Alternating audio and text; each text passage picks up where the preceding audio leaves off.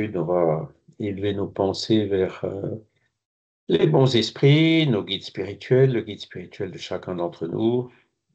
Ils sont toujours là quand on fait des efforts pour aller vers le bien, pour apprendre, pour avancer, pour faire notre réforme morale, essayer de devenir chaque jour un peu meilleur que la veille. Et c'est pour ça que nous suivons ce cours. Il nous donne des informations sur cette philosophie spirit, sur les lois naturelles, les lois divines, que nous puissions bien comprendre ces lois de façon à ce que nous puissions avoir une direction pour nous orienter vers cette évolution, vers le bonheur, en nous ajustant le plus possible avec ces lois naturelles ou lois divines qui nous ont été apportées par d'autres missionnaires envoyés par notre Père, comme Anne Kardec, Léon Denis, Chico Xavier et tant d'autres, que nous remercions infiniment. Et nous espérons aussi que ces lectures et ces réflexions d'aujourd'hui puissent être utiles aux esprits qui pourraient être avec nous. Voilà. Alors, vous voyez le programme. Donc, le programme dit, le 25-10, c'est la dernière des 10 lois divines ou naturelles, qui est la loi de justice, d'amour et de charité. Donc, on va voir la notion de justice, la notion de justice qui parle de droit, les droits naturels. Qu'est-ce que c'est que cette loi d'amour et de charité? La charité, l'amour du prochain. D'accord? Alors, je vais partager l'autre fenêtre avec le programme. Je suis désolé pour ces petits intermèdes. Voilà, est-ce que vous le voyez? Oui. Oui. Parfait. Bon, voilà, loi de justice, d'amour et de charité, qu'on va essayer de comprendre, puis voir en fait que c'est une loi qui synthétise un peu toutes les autres, quoi, comme il dit, comme il est dit, euh, qui résume les autres lois naturelles. On va, dans l'objectif de cette leçon, essayer d'expliquer ce critère du bien et du mal. Qu'est-ce que c'est que le bien? Qu'est-ce que c'est que le mal? Quel est le critère sur lequel se base cette distinction? On verra aussi la justice. La justice, c'est quelque chose qu'on a dans le sang, quoi, parce que quand on voit une injustice, on a tendance à être choqué, voire à se révolter. Alors, attendez, hop, autoriser. Voilà. Ça va, il y a des petites fenêtres qui s'ouvrent quand il y a quelqu'un, mais si jamais vous voyez une main levée et que je ne réagis pas, dites-le moi.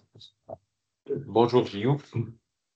Et donc, même les enfants, il y a des essais qui ont été faits avec des enfants où on les a mis dans des situations avec une injustice, et ils réagissent, quoi. Donc, on a quelque part ce sentiment de justice dans le sang, et ça va dans les deux sens.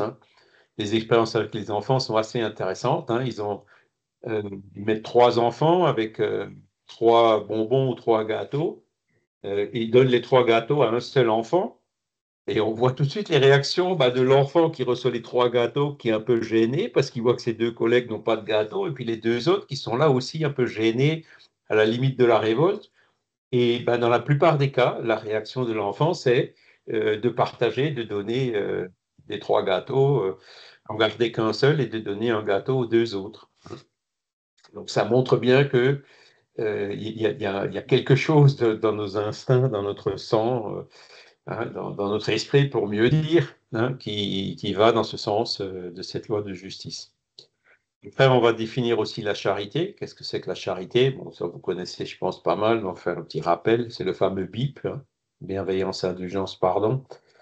Et on va faire le rapport entre la charité et l'amour du prochain. D'accord? Alors, allons-y. Les droits naturels sont les mêmes pour tous, les hommes, depuis le plus petit jusqu'au plus grand. Dieu n'a pas fait les uns d'un limon plus pur que les autres, et tous sont égaux devant lui. Et ces droits sont éternels. Donc, comme on l'a vu quand on a fait les cours tout au début sur l'existence de Dieu et les attributs de Dieu, si Dieu existe, il doit être infiniment juste. D'accord? Et donc, cette infinie justice de Dieu, elle doit se retrouver partout et on doit pouvoir la concilier aussi avec toutes ces injustices apparentes qu'on voit autour de nous dans la société. Il y a des gens riches, des gens pauvres, des gens qui habitent dans des châteaux, d'autres qui sont SDF, il y en a qui naissent dans des pays où il n'y a rien, d'autres qui naissent dans des pays où il y a l'opulence, il y en a qui naissent en bonne santé, d'autres qui naissent euh, très malades et voire même qui meurent en bas âge, alors que d'autres meurent centenaires. Donc on a toutes ces situations qui, quand on y jette un premier regard, paraissent injustes et donc ne sont pas phase en accord avec cette infinie justice de Dieu. D'accord? Et c'est là que la philosophie spirit apporte un élément pour pouvoir le comprendre, hein, parce que c'est essentiellement la réincarnation qui permet de répondre à ce problème, à ce dilemme, en disant ben, celui qui naît pauvre dans cette vie peut très bien être riche dans l'autre vie et vice-versa. Celui qui naît en bonne santé dans cette vie peut très bien être maladif dans l'autre vie. Et donc, si on raisonne sur plusieurs vies grâce à la réincarnation, on retrouve cette infinie justice de Dieu qui est énoncée donc, dans cette question 1878, 878, en disant que les droits naturels sont les mêmes pour tous, quoi, pour tous les hommes. Donc, euh, voilà, toutes ces injustices apparentes qu'on peut voir, les femmes qui sont maltraitées dans certains pays, ou, etc., ce sont des injustices qui sont créées par l'homme, par les sociétés, quoi, par l'humain. Hein.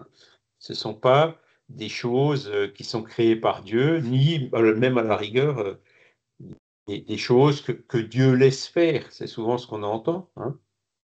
Dieu nous donne le libre arbitre. Et donc, par définition, à partir du moment où on a le libre arbitre, on est libre de faire le bien ou le mal. Si on pouvait pas faire le mal, on n'aurait pas vraiment de libre arbitre. D'accord? Donc, voilà le raisonnement qu'on peut faire pour expliquer ces droits naturels qui sont les mêmes pour tous, malgré toutes ces disparités qu'on voit quotidiennement autour de nous. D'accord? Voilà. Donc tous sont égaux devant Dieu. Dieu ne favorise aucune de ses créatures, aucun esprit, et Dieu ne porte préjudice non plus à aucune de ses créatures. D'accord? Donc là, vous voyez, il y a une grande cohérence dans la philosophie spirit et qui peut expliquer justement euh, toutes ces injustices, donc la loi de justice apparente qu'on voit autour de nous. Voilà. Et dans la question 873, Kardec demande, le sentiment de la justice est-il dans la nature ou le résultat d'idées acquises? Et la réponse, elle est claire, il est tellement dans la nature que vous vous révoltez à la pensée d'une injustice. Le progrès moral développe sans doute ce sentiment, mais il ne le donne pas. Dieu l'a mis dans le cœur de l'homme. Vous voyez la nuance? Euh, on a un esprit avec les qualités et les facultés de cet esprit qui viennent du Créateur, mais qui se mélangent aussi avec deux autres choses. Une, c'est le niveau d'évolution qu'on a pu acquérir. Ouais, est-ce qu'on a déjà compris ces lois de justice ou pas? Est-ce qu'on a déjà compris? Est-ce qu'on arrive déjà à faire plutôt le bien que le mal? Et l'autre facteur qui joue aussi, c'est l'éducation, c'est la société, tous les conditionnements. Et aujourd'hui, c'est peut-être même un des principaux problèmes, une des principales difficultés. Pourquoi? Parce que euh, l'éducation, souvent, est, est insuffisante. Les parents n'ont plus le temps, ou peut-être même pas les conditions, ou même pas les capacités. Il faudrait former les parents à devenir parents, quoi, d'éduquer leurs enfants.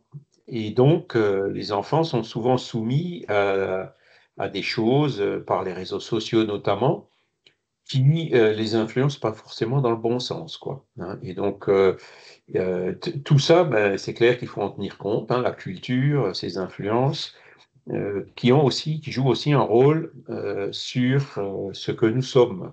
Hein. Voilà. Mais quand on regarde ben, les réseaux sociaux, ça vient de l'homme. Hein.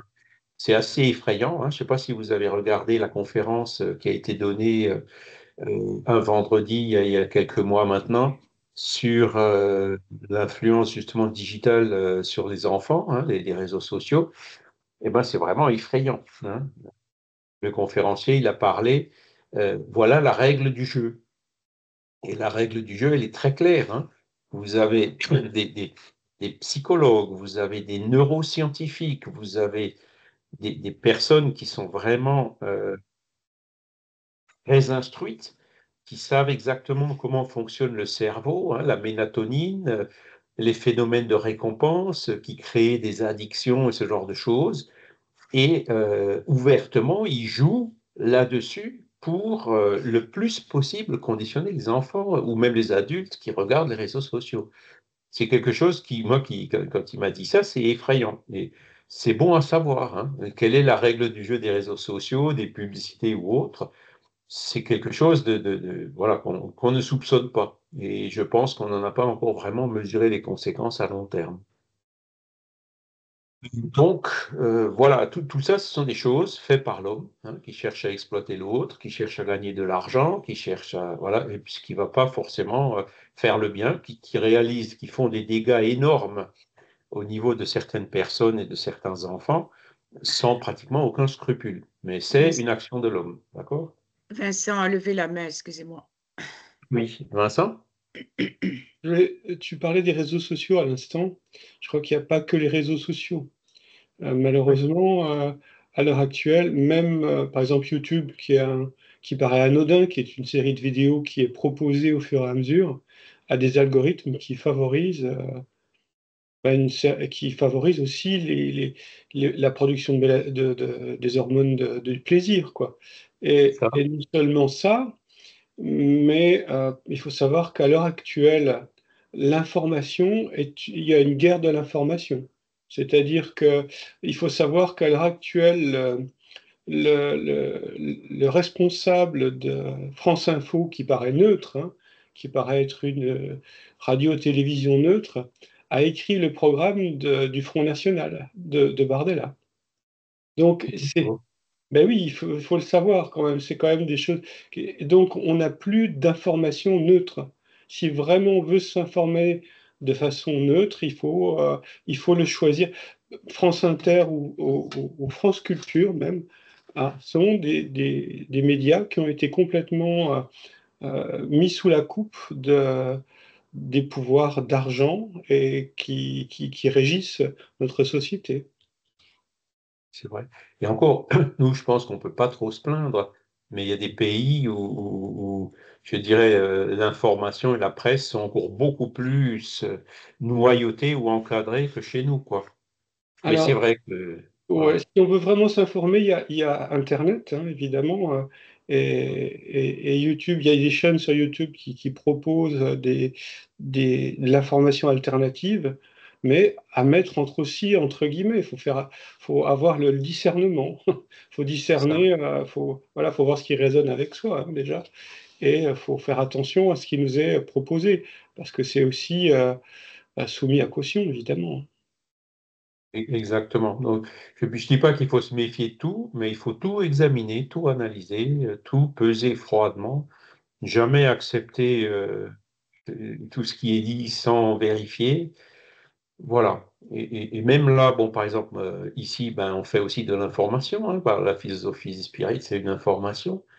Voilà, bon, moi, je considère que c'est quand même une source assez sûre, hein, parce que elle a fait ses preuves déjà depuis 160 ans, 170 ans, et que vous avez des dizaines de millions de personnes qui l'ont analysé dans tous les sens et qui sont, comment dire, qui suivent, entre guillemets, cette philosophie actuellement dans le monde, sans compter tous ceux qui l'ont suivi depuis 640 ans.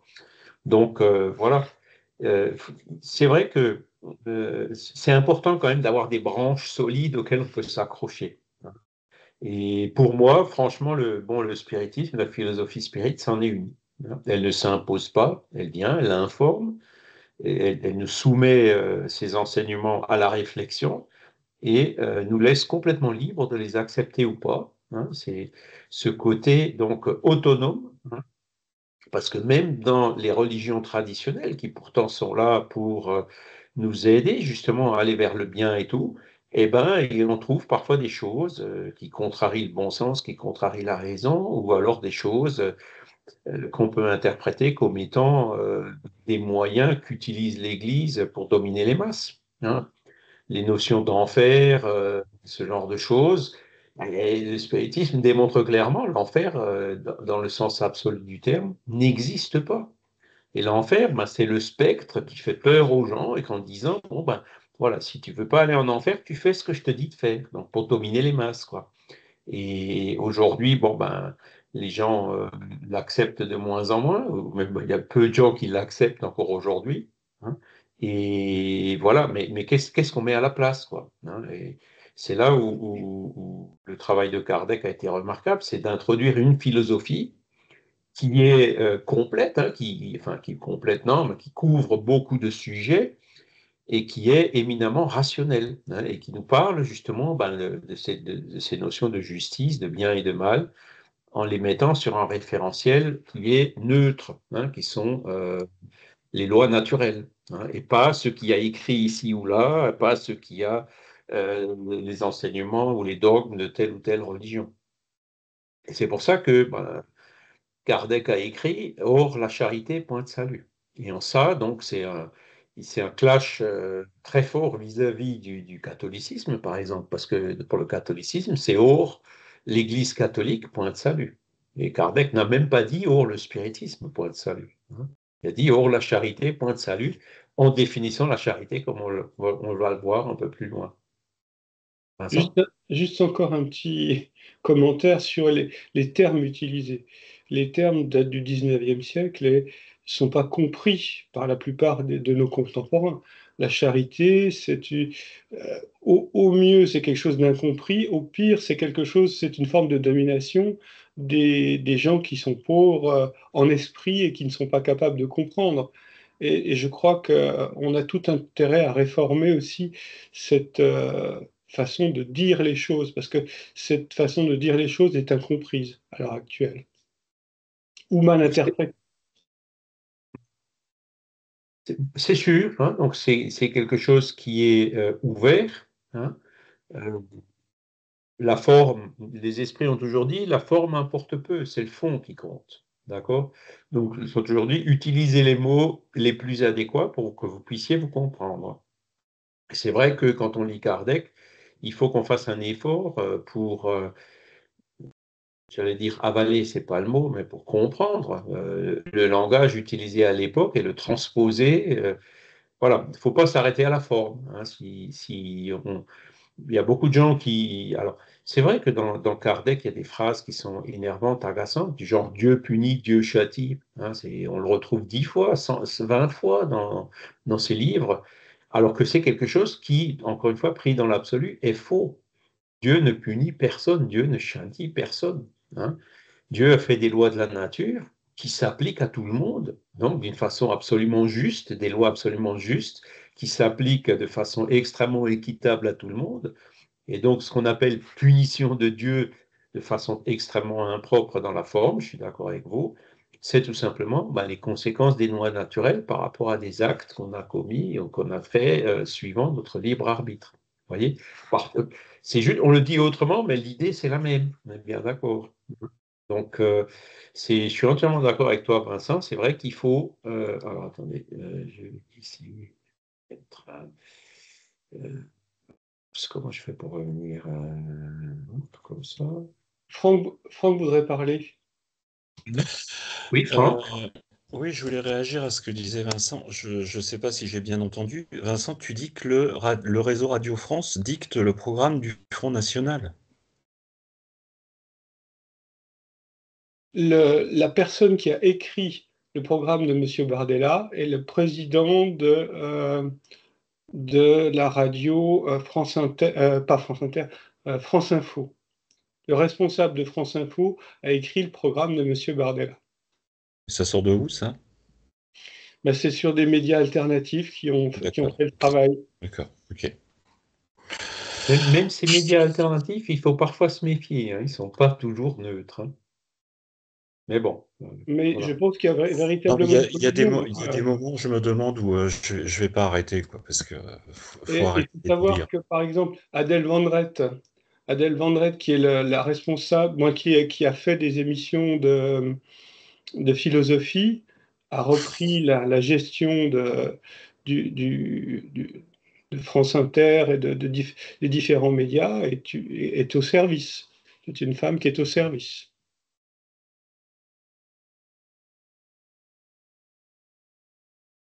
Jusqu'à peu de temps, on avait quand même un peu la chance dans la région où j'habite, hein, près de la frontière suisse, pour capter les télés suisses. C'est assez intéressant de temps en temps d'écouter, même l'allemand, hein, la télé allemande, on la capte encore. Alors la télé suisse, on ne la capte plus.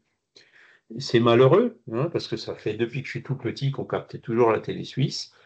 Mais il y a eu de plus en plus de résistance parce qu'il y a des matchs de foot, par exemple, qui sont payants en France et qui sont gratuits sur la télé suisse. Donc il y avait des conflits financiers.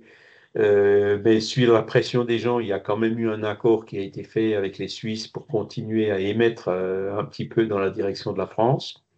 Mais récemment, la Suisse a décidé de supprimer les émissions TV sur l'UHF et de les diffuser que sur Internet. Donc maintenant, là aussi, il y a eu un accord, mais qui n'a pas été renouvelé, toujours pour les mêmes genres d'intérêts, quoi.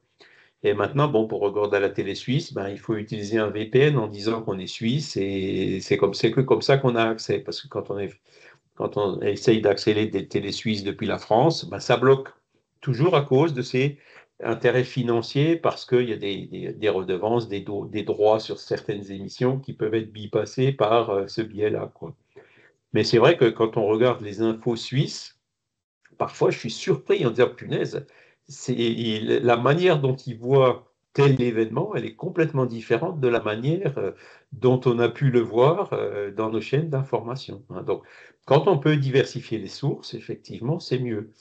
Mais après, même la manière suisse de voir les choses, il faut savoir qu'elle n'est pas non plus complètement neutre, hein. Donc, et c'est effectivement ce que dit Vincent, il faut exercer notre discernement, hein. C'est ni la crédulité systématique, ni le rejet systématique, hein. Il faut trouver le juste milieu. Voilà.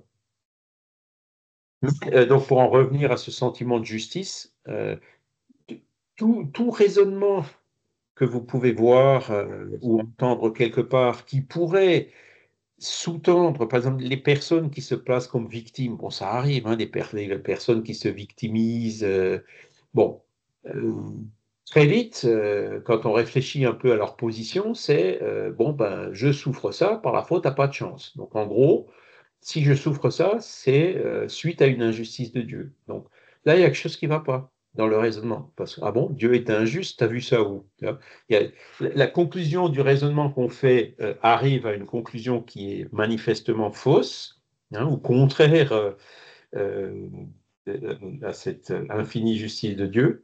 Donc, il y a quelque part une erreur dans le raisonnement, soit dans le raisonnement, soit dans l'hypothèse de départ. Donc, c'est quelque chose qu'il faut complètement revoir, parce que ce qu'il faut bien se dire, c'est que Dieu ne punit pas, Dieu ne récompense pas.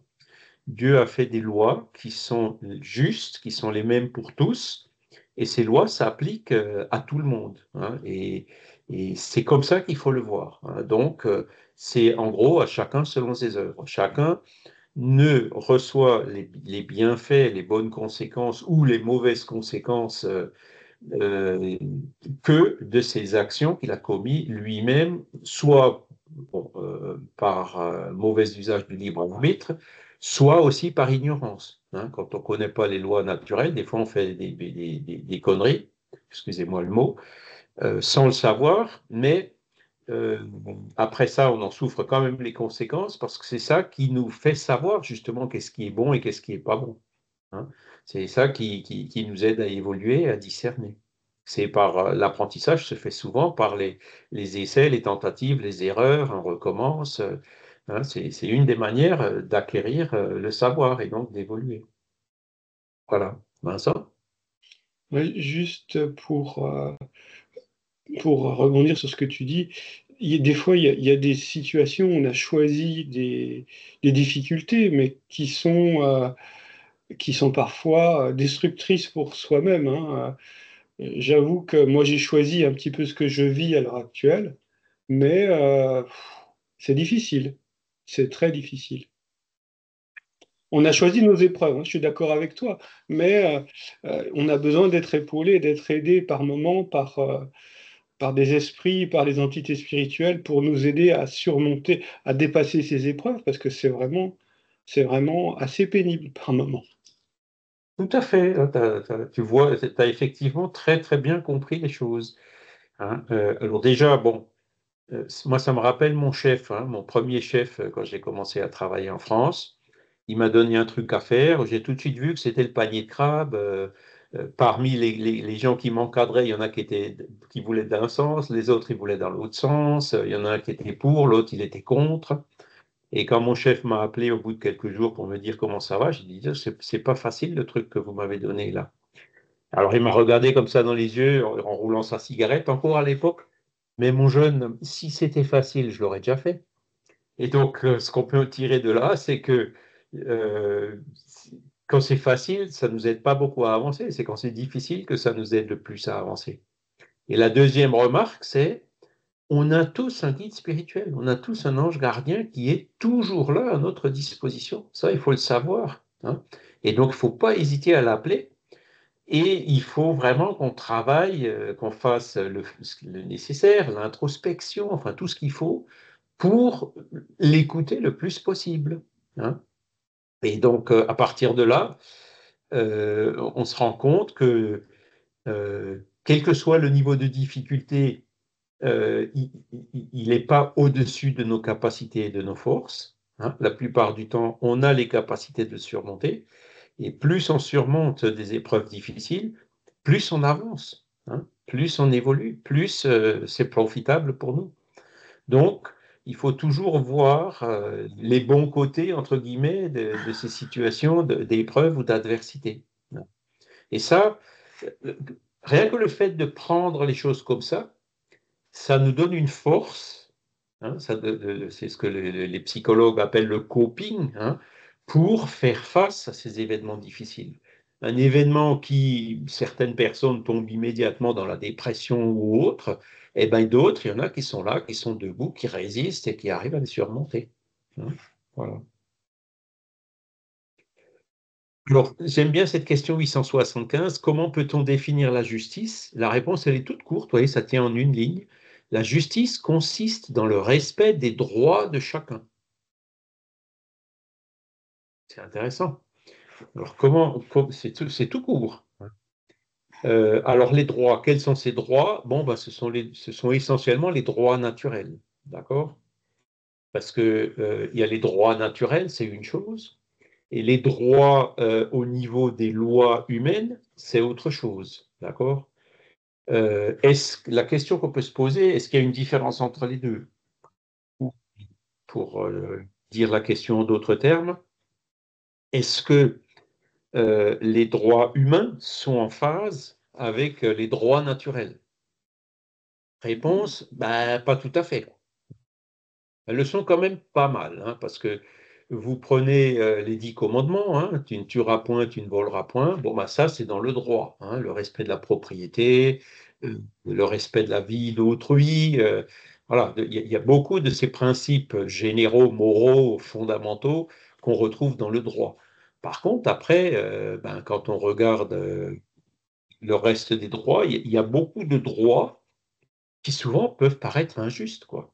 Hein, ou alors, ou bien discutables, hein, ou sur lesquels il peut y avoir différentes vues, hein, ou des droits qui existent, qui paraissent anodins, mais qui génèrent des conséquences qui, elles, sont discutables.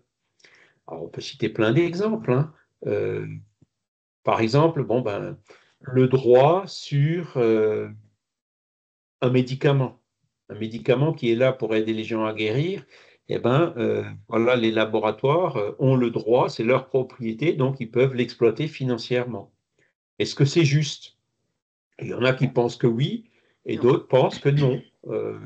Et d'ailleurs, quand j'habitais au Brésil, hein, le Brésil ne reconnaît pas le droit de propriété sur les médicaments. Ne reconnaissait pas. Je pense qu'ils ont dû changer entre-temps. Mais à l'époque, dans les années 80, quand j'étais au Brésil, ben, il se donnait le droit au Brésil de copier n'importe quel médicament en s'asseyant complètement sur les droits du propriétaire de ces molécules. Pourquoi? Parce qu'ils disent la santé du peuple passe avant les intérêts financiers de Big Pharma. Donc ça se défend, hein, on est bien d'accord. Mais d'un autre côté, bon, ben, comment est-ce qu'on va financer la recherche si il n'y a pas un peu de profit pour ceux qui investissent dans la recherche, s'ils n'ont pas les moyens de retrouver leur investissement? Ça, c'est un autre point de vue. Donc c'est là où il faut trouver encore un compromis. Mais on voit très bien que dans la législation humaine, hein, et elle n'est pas tout à fait en phase avec euh, les droits humains. Par exemple, un autre exemple, en France, depuis la loi Veil, l'avortement est légal.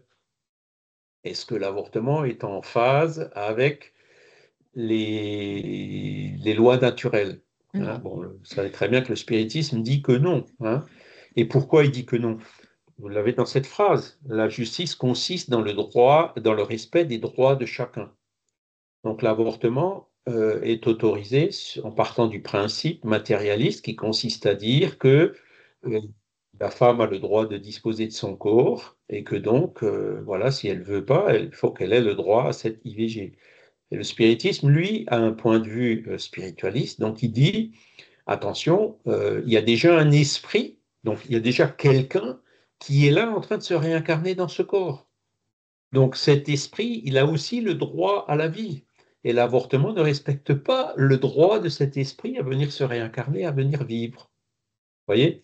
Donc c'est pour ça que le spiritisme dit le droit à l'avortement, bon, qui est une réalité en France, hein, voilà que faut condamner personne par rapport à cela. Hein, et ben, il invite à la réflexion pour dire, ben, vous voyez, ça c'est encore un exemple de loi humaine qui n'est pas en accord avec les lois divines, avec les lois naturelles.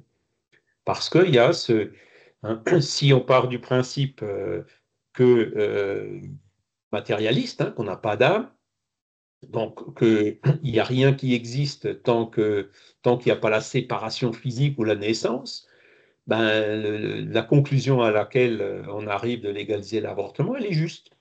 Mais si on part du principe du paradigme spiritualiste où on dit attention, c'est un esprit différent, avec un ADN différent, avec etc., etc., on n'arrive plus à la même conclusion. Hein. Donc c'est une question de paradigme, de comment on considère les choses. Hein. Quand on part d'un principe qui n'est pas en phase avec les lois naturelles, ben c'est normal que des choses qui découlent de ce principe ne soient pas non plus en phase avec les lois naturelles. D'accord? Et c'est comme ça qu'en fait la justice évolue peu à peu. Il y a des droits qui n'étaient pas en phase avec les lois naturelles ou divines. C'était par exemple l'esclavage, qui était autorisé encore il n'y a pas longtemps et qui se pratique d'ailleurs toujours insidieusement dans certains pays ou dans certaines situations, même chez nous. Hein. Donc, l'esclavage a été aboli généralement au XIXe siècle. Hein. Donc, c'est encore un exemple où les lois humaines n'étaient pas en phase avec les lois divines, mais se sont mis en phase petit à petit. D'accord? Voilà. Qu'est-ce qui bip là? Euh, Attendez un tout petit moment.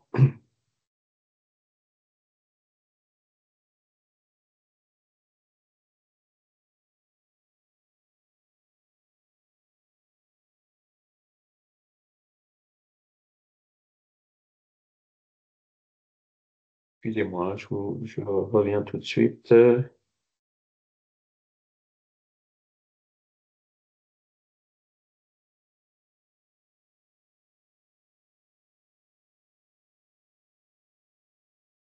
Voilà. Hein. Donc petit à petit, les lois humaines évoluent et s'ajustent aux lois divines. Alors il y a parfois, bon, certains pays, on en est encore très loin, de certains pays où il y a même parfois des rechutes, mais globalement, cet ajustement se fait progressivement avec l'évolution des humains. Mais comme vous voyez, bon, ben, le respect des droits de chacun, c'est fondamental, quoi. Hein. La justice, c'est ça. Hein. C'est une définition qui tient en une ligne, mais qui est très profonde. Ça fait partie de ces phrases qui sont de ces réponses qui sont dans le livre des esprits, qui sont très concises et qui disent beaucoup, beaucoup de choses. Hein. Voilà. Le respect des droits de chacun. Si, parce que il y a la liberté qui est liée à ça aussi. Si quelqu'un ne respecte pas vos droits, comment vous réagissez? C'est pareil, hein, se révolte, on pense que c'est injuste hein, que quelqu'un ne respecte pas notre droit. Hein, vous voyez, donc on est en plein dans cette réponse. Après, Kardec, c'est donc dans la question 876, il demande aux esprits, quelle est la base de la justice fondée sur la loi naturelle? Hein. Et là, ben, les esprits, ils répondent en renvoyant 1800 ans ou aujourd'hui 2000 ans en arrière, en disant, le Christ vous l'a dit, vouloir pour les autres ce que vous voudriez pour vous-même. Hein, faites aux autres ce que vous voudriez que les autres fassent pour vous. C'est un des enseignements moraux qu'avait donné Jésus et qui sont venus jusqu'à nous par l'intermédiaire des évangiles. Hein. Et donc, c'est quelque chose qui est assez fondamental hein, quand on y réfléchit. On le retrouve dans toutes les religions. Hein. Je vous ai déjà montré une diapo avec tous ces exemples. Et c'est quelque chose que moi, j'ai jamais vu quelqu'un avec de bons arguments nous dire, bah non, il ne faut pas que ce soit comme ça, il faut que ce soit autrement. Hein. C'est quelque chose pareil qui est intemporel, si on peut dire. Dieu a mis dans le cœur de l'homme la règle de toute véritable justice, car par le désir de chacun de voir respecter ses droits, dans l'incertitude de ce qu'il doit faire à l'égard de son semblable, dans une circonstance donnée, que l'homme se demande comment il voudrait qu'on en usât envers lui en pareille circonstance. Dieu ne pouvait lui donner un guide plus sûr que sa propre conscience. Donc, faire aux autres ce qu'on voudrait que les autres fassent pour nous. Alors, vous voyez que c'est au conditionnel, ce qu'on voudrait que les autres fassent pour nous, parce que même s'ils ne le font pas, hein, il faut quand même qu'on le fasse aux autres. Cette phrase, elle est d'ailleurs même un peu plus forte que l'autre qu'on retrouve parfois dans d'autres religions, qui consiste à dire « Ne faites pas aux autres ce que vous ne voudriez pas que les autres fassent pour vous. » Est-ce que vous voudriez subir des violences? Non, donc je ne vais pas faire subir des violences aux autres. Ça, c'est le cran en dessous. Et le cran au-dessus, c'est cette phrase-là qui dit « Faites aux autres ce que vous voudriez que les autres vous fassent. » Sous-entendu, même s'ils ne le font pas. Hein, c'est-à-dire rendre le bien pour le mal, prier pour vos ennemis, etc. Ça, ce sont toutes les conséquences qui peuvent parfois paraître des lâchetés aux autres quand elles ne sont pas analysées dans tout le sens du concept. Hein. Voilà. Et donc, c'est là que les esprits donc, situent hein, la base de cette justice qui est fondée sur la loi naturelle. Regarder pour soi-même et dire, voilà, si je le fais aux autres, j'essaye de faire aux autres ce que je voudrais que les autres y fassent pour moi. Hein. Bon. Ben, c'est l'altruisme, c'est le désintéressement, c'est la fraternité, c'est la compassion, il y a plein d'adjectifs, de mots comme ça qui vont exactement dans ce sens-là. Et à la fin, il nous donne une autre indication. Dieu ne pouvait lui donner un guide plus sûr que sa propre conscience. Donc ça, c'est une autre question du livre des esprits. Où est écrite cette loi de Dieu? Où sont écrites ces lois naturelles? Et les esprits aussi ont une réponse très courte, dans la conscience. Et la conscience, c'est quoi? Alors, là aussi, on peut discuter. Il y a des gens qui sont plus ou moins conscients, comme on dit. Hein. Mais quand on fait quelque chose de bien, souvent on a bonne conscience. Et quand on fait quelque chose de mal, souvent on a mauvaise conscience. Hein. Je pense que ça arrive un peu à chacun de nous. C'est vrai qu'il y en a qui n'écoutent pas leur conscience. Hein. Les gens qui sont inconscients sont les gens en fait qui la voix de la conscience, elle est bien là, mais ils l'ignorent, ils la rejettent complètement. Hein. Donc, qui sont encore inconscients. Hein. Mais si vraiment on écoute la conscience, on se rend compte que ben, cette petite voix de la conscience, elle est tout à fait en phase avec ce précepte qui est écrit là. Hein. Quand Alors, vous savez certainement beaucoup d'exemples, hein, mais quand vous faites spontanément quelque chose, je ne sais pas, aider un aveugle à traverser la route ou aider une personne âgée à porter ses sacs ou quelqu'un qui est tombé à se relever, après l'avoir aidé, qu'est-ce qui se passe dans votre tête? Qu'est-ce qui se passe dans votre conscience? Vous sentez une sorte d'approbation. Hein. Vous avez ce qu'on dit bonne conscience, quoi. Alors que quand vous faites l'inverse, quand vous avez une occasion d'aider que vous n'aidez pas, ou quand vous faites quelque chose de mal, ou quand vous perdez le contrôle et puis que vous injuriez ou quelque chose comme ça, ben, après que le moment d'énervement soit retombé, après que l'adrénaline, le taux d'adrénaline est rebaissé, ben, souvent ça nous revient comme ça, on dit, ah, tu n'aurais peut-être pas dû faire ça. Donc, quelque part, on a mauvaise conscience. Eh ben, cette conscience, là, les esprits nous invitent vraiment à l'écouter. Est-ce qu'on veut s'améliorer? Oui, si vous voulez vous améliorer, ben, écoutez votre conscience, ce sera un bon guide. Hein. Voilà, ce sont des notions assez fondamentales que j'admire beaucoup. Hein. Cette question, elle est tout aussi géniale. Où est écrite la loi de Dieu? Ben, dans votre conscience. Et qu'est-ce que c'est notre conscience? Comment est-ce qu'elle fonctionne? Ben, il y a un côté instinctif dans cette conscience. Hein. C'est comme il l'a dit, on est né comme ça, on a ça dans nos gènes, dans notre esprit. Mais il y a aussi la voix justement de notre guide spirituel. Hein. Souvent, notre guide, on le perçoit par cette conscience. Hein. Et donc, il faut l'écouter. Écoutez-la parce que elle va vous aider énormément dans le travail ben, pour essayer chaque fois de devenir un peu meilleur. Quoi.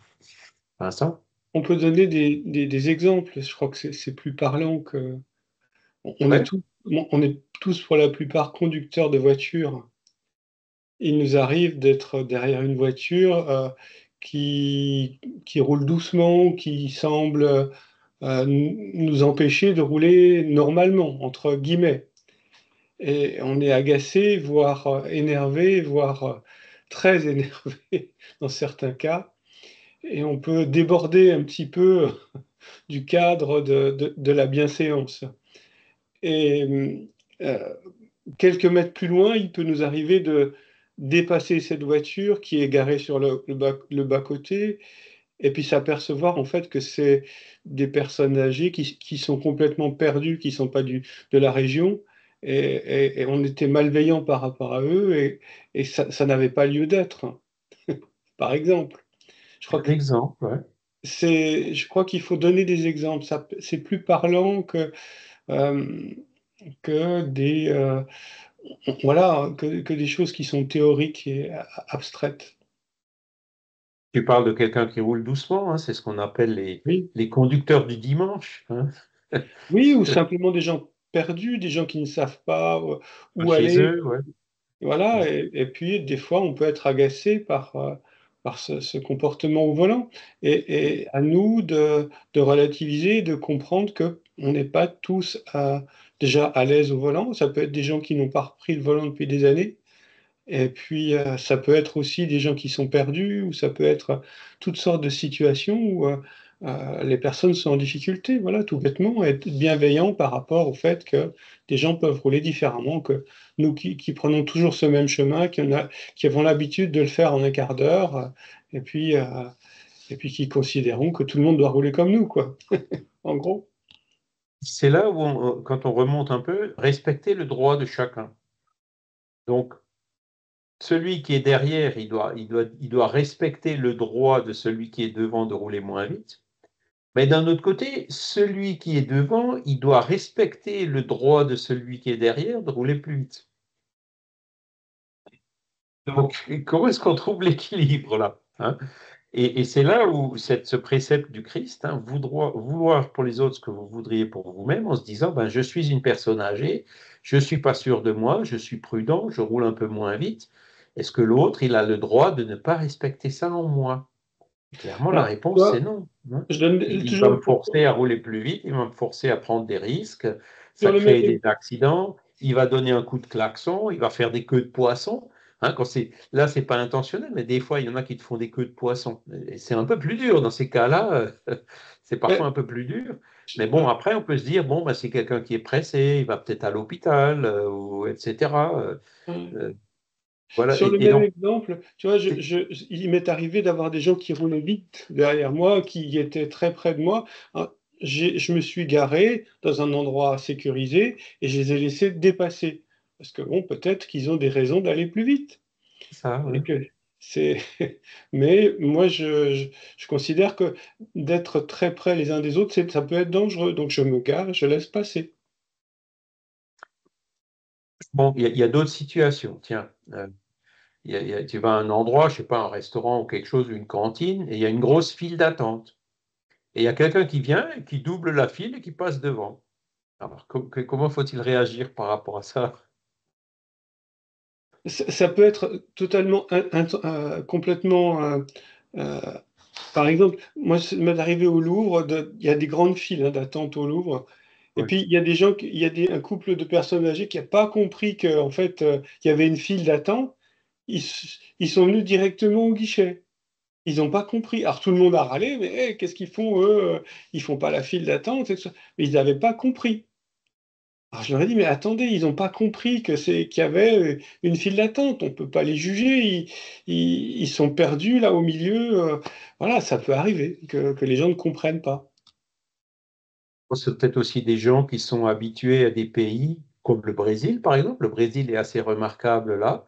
Ben, les personnes de plus de 65 ans ou les femmes enceintes ou euh, les gens qui ont des cannes ou qui sont handicapés ont, de par la loi brésilienne, le droit de passer devant, tu vois, de passer avant les autres.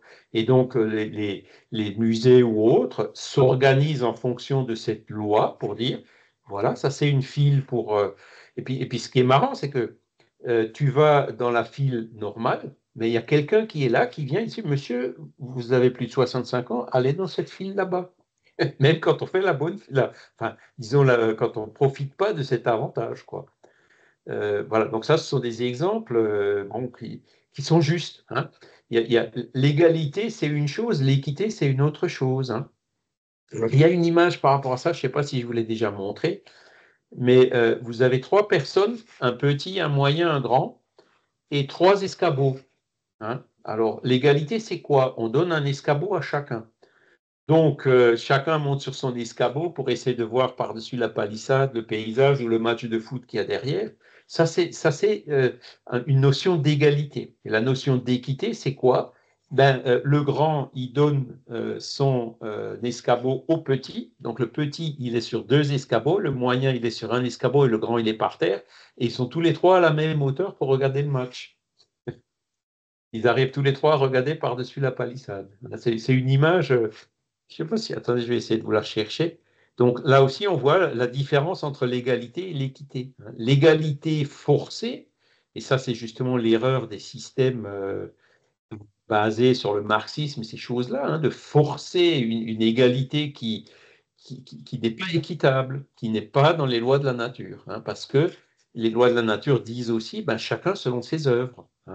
Si vous payez le feignant de la même façon que vous payez celui qui travaille, le résultat que vous allez arriver, c'est que même celui qui travaille, il va lever le pied. Vous n'avez plus personne qui travaille puisqu'ils sont tous payés pareil. Il n'y a rien qui récompense ou qui encourage quelqu'un à faire plus d'efforts que d'autres. Voyez. Donc, c'est là où il faut toujours être bien vigilant par rapport à ces différences, quoi. Alors, où est-ce qu'il est? Égalité, équité. Je garde de temps en temps des images comme ça, mais avec les dizaines, voire centaines de milliers de fichiers que je garde un peu partout, c'est pas toujours évident à retrouver.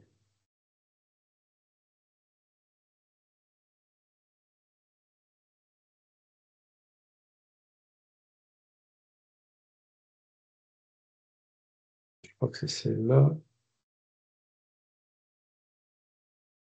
Donc, je vais essayer de partager. Alors, c'est quand même beaucoup plus embêtant avec c'est quand même bien d'avoir plusieurs écrans, hein. Alors, j'arrête ce partage et je repartage. Fenêtre. Celui-ci. Voilà. Est-ce que vous voyez l'image? Alors, c'est en portugais, je suis désolé. Mais là, vous voyez la différence entre l'égalité et l'équité. Oui. Ah oui. C'est laquelle la plus correcte? Ça serait celle de droite. Enfin, l'égalité ou la justice. Vous Ah, voyez? d'accord. C'est la justice, quoi. Ou Oui. l'équité, hein, comme on dit, qui est plus correcte que celle de gauche, quoi. Hein. Donc, ça fait partie de ces petites choses qu'il faut chaque fois essayer d'avoir en tête, quoi. Hein. Ça demande un peu de réflexion, c'est sûr, mais voilà, c'est déjà à notre portée, hein, donc faisons-le. C'est celle-ci. Voilà. Est-ce que vous voyez de nouveau mon écran? Oui, Oui, ça devrait. fonctionne.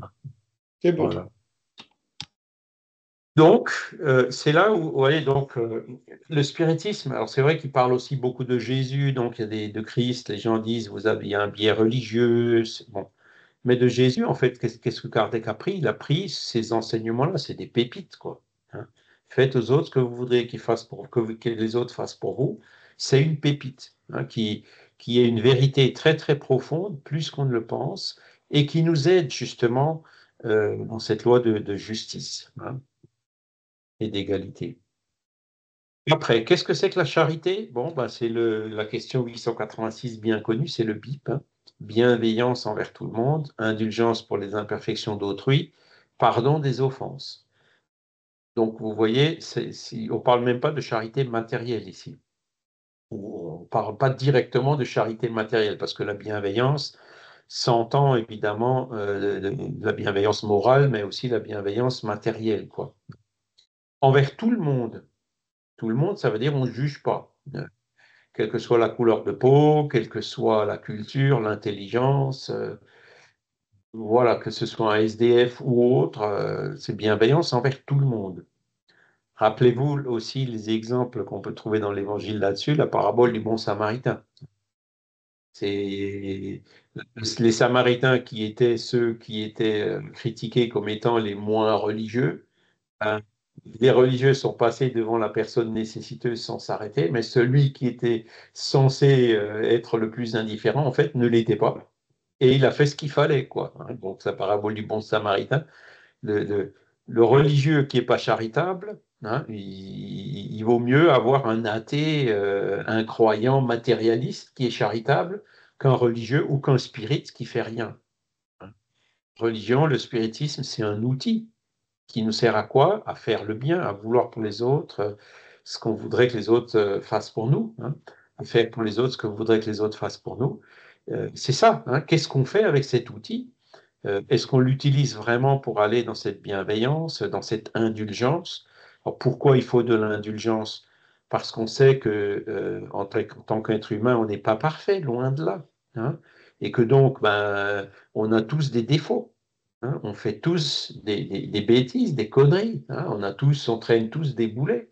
Si on n'est pas indulgent et qu'on commence à celui-là il a tel défaut, l'autre il a tel défaut, on va vite être tout seul. Hein. Si on n'a pas cette indulgence, on n'arrivera pas à vivre en société, on n'arrivera pas à vivre en famille, on n'arrivera pas à vivre ensemble. Hein. Nous-mêmes, on a des défauts, donc on a besoin que les autres soient indulgents envers nous, donc soyons indulgents envers les autres. C'est encore une fois l'application du principe qu'on vient de voir. Et pardon des offenses, donc ça c'est l'étape d'après.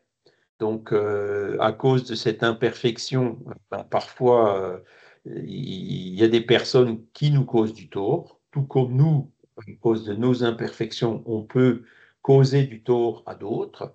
Donc, quelle est la meilleure attitude par rapport à cela? Est-ce que c'est de garder de la rancune pendant X années ou jusqu'à ce que la personne vienne se mettre à genoux devant nous pour demander pardon? Non, ça nous rend malade, ce genre d'attitude, la rancœur, la haine et tout ça. La meilleure attitude qui nous libère et qui nous aide, c'est encore de dire, bon, voilà, il m'a causé du tort, Mais je lui en veux pas. Moi, je lui causerai pas de tort, hein. Je ne lui ferai pas ce que je voudrais pas ce qu'il m'a fait et que j'ai pas apprécié. Et je vais pas garder de rancœur parce que je sais que ça me rend malade. Donc, je lui pardonne. Vincent? Juste pour rappeler une chose importante, c'est que cette indulgence, cette bienveillance, il faut se l'offrir à soi-même pour pouvoir l'offrir aux autres. Si on n'est pas Oui. capable de s'offrir à soi-même de l'indulgence, de la bienveillance et une forme de charité par rapport à soi-même, euh, on ne sera pas en mesure de l'offrir aux autres.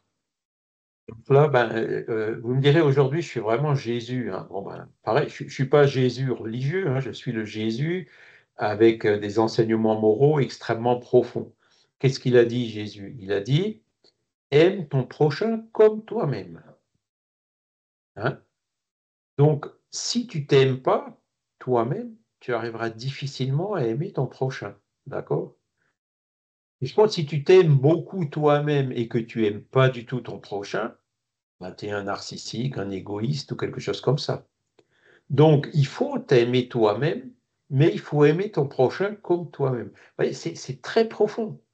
Faut réfléchir, il faut les décortiquer, ces phrases et ces enseignements, parce que c'est vraiment fondamental. Jésus, il était extrêmement clair déjà il y a 2000 ans. Quand on y réfléchit aujourd'hui, on se rend compte, punaise, mais qu'est-ce qu'il avait raison, quoi. Qu'est-ce que c'est logique, tout ce qu'il nous a dit, hein.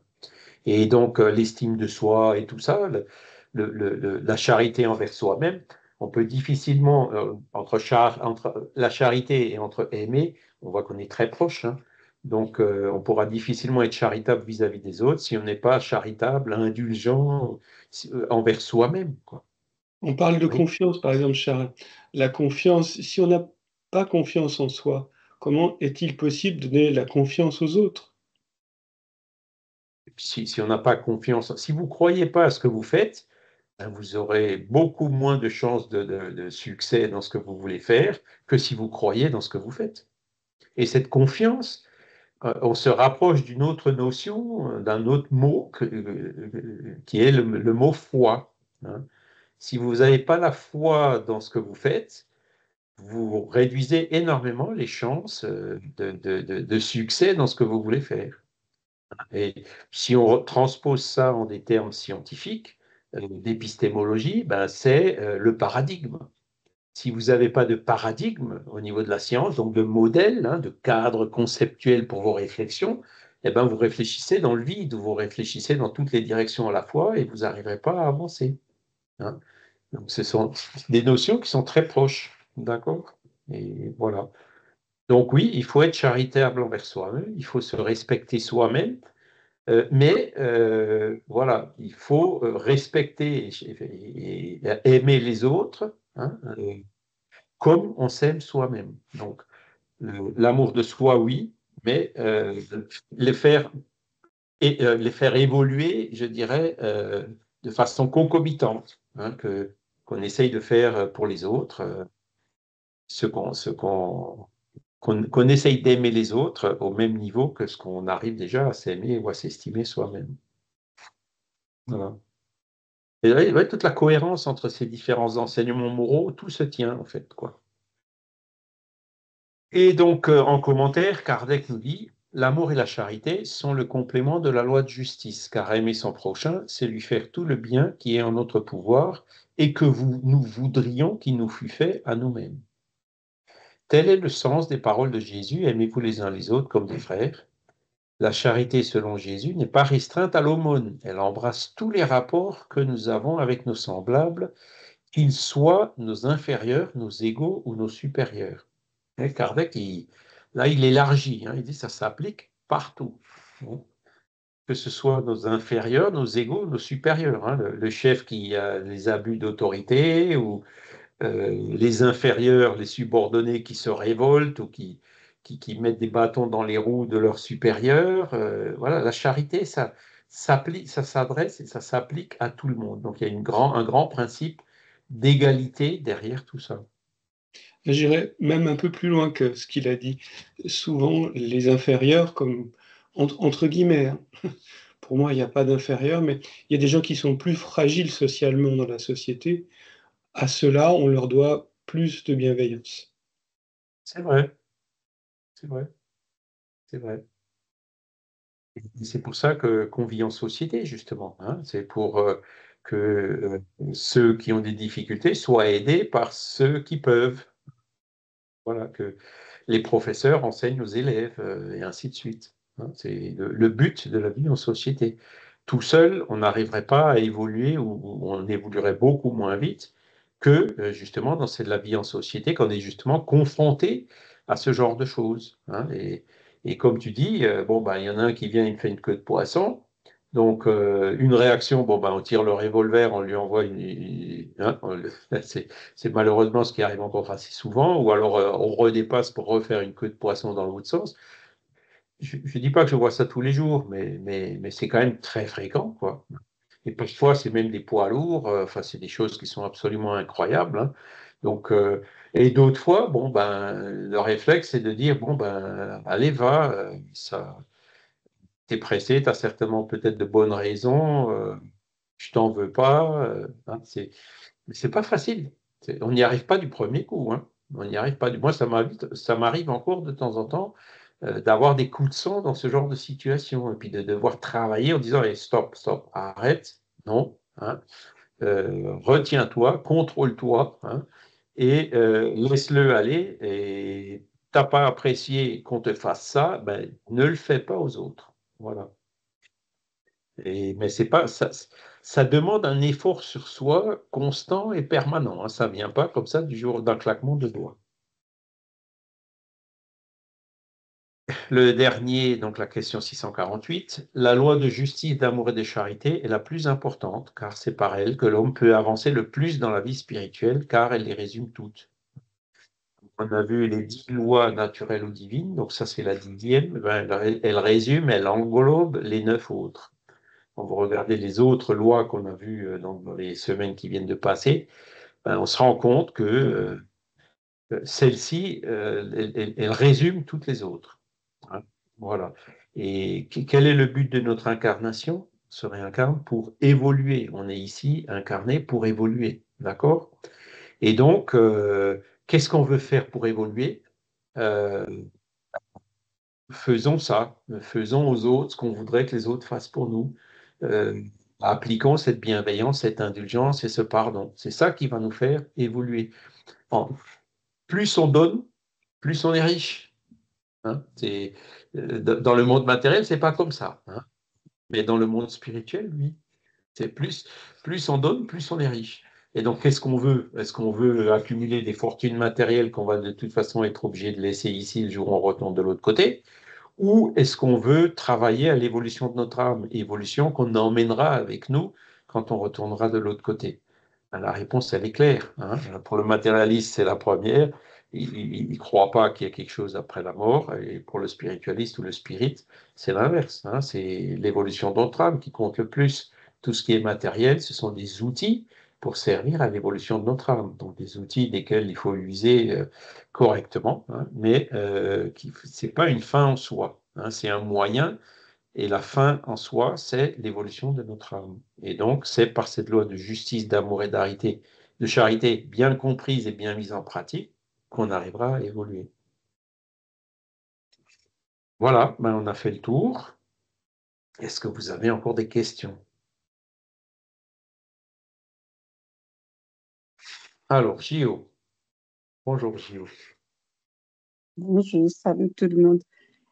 Charles, comment analyser la justice dans la parabole des ouvriers de l'11e ordre?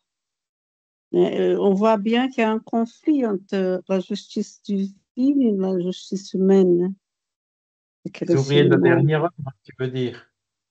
C'est la parabole où un seigneur, il engage des ouvriers, La tu te vigne, souviens? ouais. De Ouais, la ouais, je vigne. vois.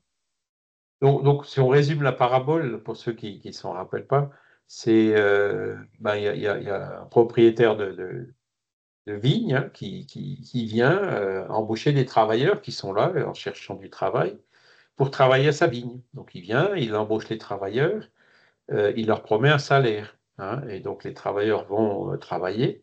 Ensuite, il revient, il voit d'autres travailleurs et il leur dit, tiens, moi je vous prends aussi et je vous donne tel salaire. Hein. Et après, quand il revient une troisième fois à la dernière heure, hein, donc les autres, ils étaient là-bas déjà en train de travailler depuis quelques heures, il voit ces ouvriers de la dernière heure, il leur dit, tiens, vous aussi, je vous appelle, vous venez travailler. Et en fait, lui, il a donné la même chose à tout le monde, d'accord, à tous les trois. Et du coup, il y en a qui étaient les travailleurs de la première heure qui sont venus réclamer en disant, oui, mais attends, nous, on a travaillé 8 heures, l'autre, il a travaillé 2 heures, et tu donnes le même salaire. C'est pas juste. Hein. Effectivement, cette parabole montre une situation qui est perçue comme une injustice euh, au premier regard, quoi, au premier abord. Et à cela, comment dire, le propriétaire de la vigne, il répond, il dit, écoute, toi, tu étais là au début, je t'ai pris tout de suite, j'ai dit que je te donnais tant, c'était le contrat, entre guillemets, qu'on avait. Et l'autre, quand je suis revenu, qui était encore là, il était encore là, pas parce qu'il s'est prélassé chez lui, parce qu'il était feignant, parce que simplement il était encore là parce qu'il n'avait pas trouvé du travail depuis le matin. Donc, moi, j'ai estimé correct de quand même l'appeler. Et puis, c'est ma décision de lui donner le même salaire que ce que j'ai donné à toi. Hein.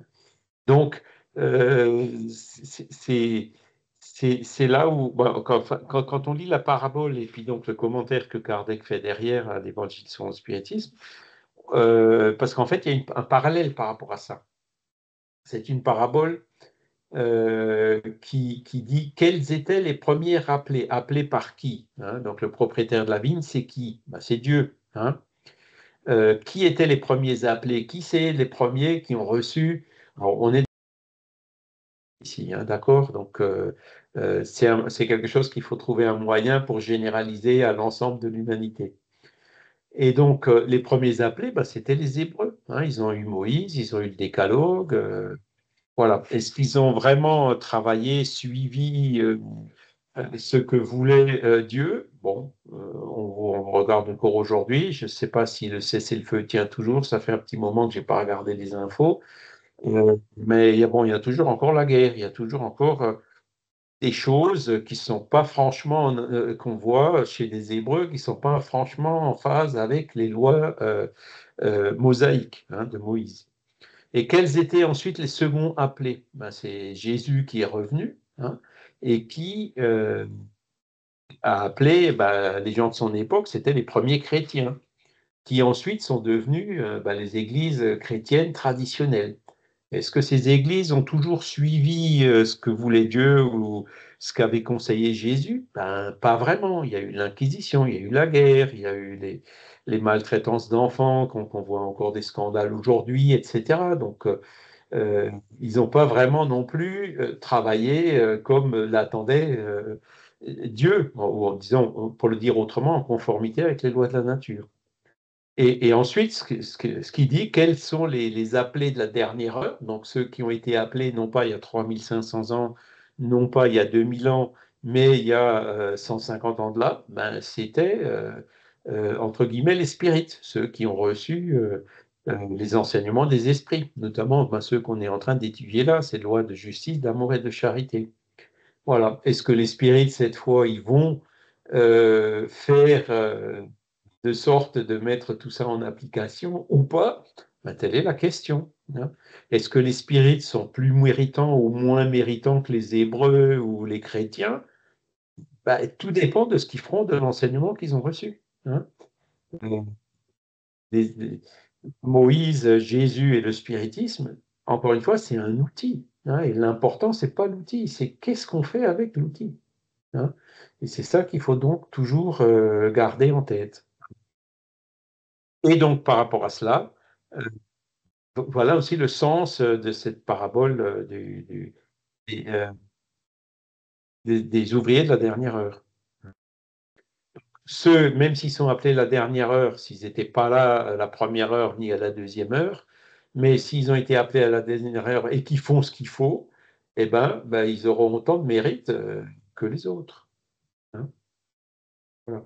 Et même les appelés de la première heure qui ont fait ce qu'il faut, aujourd'hui, c'est des esprits qui ont évolué, quoi, qui sont plus avancés. Donc, c'est là où on voit que la justice, elle est quand même maintenue, même dans ces épisodes-là et dans cette parabole. Je ne sais pas si j'ai bien répondu, Gio. Merci beaucoup. Très bien. Voilà. Si vous avez d'autres questions? Il n'y a qu'à, c'est simple, hein. Il y a qu'à. Qu'est-ce qu'on attend? Hein, c'est ça la question. Ouais, ça demande du travail, quoi. Ça demande des vies, ça demande. Faut pas se culpabiliser si on n'y arrive pas, hein. Faut pas se culpabiliser si on se surprend encore à avoir de mauvaises réactions, hein. Ça arrive à tout le monde, hein. On n'est pas parfait. Si on était parfait, on ne serait pas là. Mais bon, l'important, c'est pas peut-être pas tellement les défauts qui nous restent et qu'on a, qui sont ce qu'ils sont, mais c'est les efforts qu'on fait pour essayer de les surmonter et de les éliminer. C'est ça le plus important. C'est qu'est-ce qu'on fait aujourd'hui pour que demain soit meilleur. Les bêtises qu'on a pu faire hier, bon, bah, hier c'était hier, on ne peut pas revenir en arrière et défaire les bêtises, ça va pas. Mais aujourd'hui, on peut réfléchir et éviter d'en faire de nouvelles. Le passé sert d'apprentissage, mais ça ne sert à rien de le ruminer ou de se culpabiliser parce que ça nous paralyse, ça nous empêche d'avancer. Ce qu'il faut, c'est aujourd'hui, hein, voir d'avant dans quel sens il faut qu'on aille, qu'est-ce qu'il faut qu'on s'efforce de faire. Et c'est tout le sens de cette loi de justice, d'amour et de charité. Voilà. Bon, bah écoutez, alors on va remettre le programme pour voir. Alors, Vincent, il parlait d'exemples. Donc, je crois que la semaine prochaine, on verra des exemples. Alors, est-ce que j'arrive à partager? Ah, c'est quand même moins pratique. Toc, fenêtre. Voilà, c'est celle-ci. Alors, en fait, je m'y prends mal.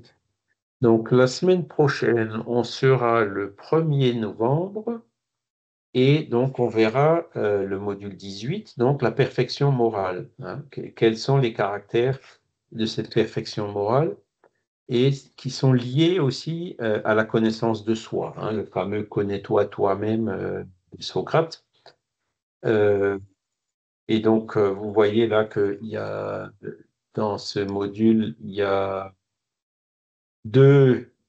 ce sera sur 2 semaines, hein, donc les caractères de la perfection morale et la connaissance de soi. Et donc la semaine suivante, donc ce sera le 8 novembre, on verra l'homme de bien. L'homme de bien, c'est un paragraphe qui est très intéressant, enfin paragraphe, c'est 2 pages, que Kardec a mis dans une première version dans le livre des esprits et une deuxième version dans l'Évangile selon le spiritisme. Et ça donne donc des exemples du quotidien, des questionnements par rapport à ces exemples et de dire quelle est la meilleure réaction en face de chaque situation. Voilà. D'accord? Voilà. Bon, bah, si vous n'avez plus de questions, je propose qu'on en reste là pour aujourd'hui. On va remercier tous les bons esprits qui étaient là pour nous aider, pour à comprendre, hein, ces enseignements et puis de nous aider aussi à les retenir et qu'elles se transforment en réflexes, quelque part, que des choses qui puissent rentrer le plus possible dans nos habitudes pour que nous puissions enfin avancer, hein, vers ce bonheur, vers cette évolution, dans un monde qui est certes difficile, mais qui est adapté justement à notre progrès. Et chaque fois, avec des niveaux de difficulté qui peuvent être croissants, mais qui sont toujours à notre portée à partir du moment où on fait ces efforts de bonne volonté de réforme morale. Et à ce moment-là aussi, on sera en syntonie avec nos guides spirituels, notre ange gardien en particulier, qui pourra nous aider dans ce travail de cheminement vers le bonheur. Voilà. Je vous remercie infiniment. Je vous souhaite un excellent dimanche. Merci, bon dimanche. Bonne Merci, bon semaine. dimanche à tous. Merci à Gérald, tous. bon dimanche à tous. Merci. Ouais. Prochaine. Au revoir. Bonne semaine.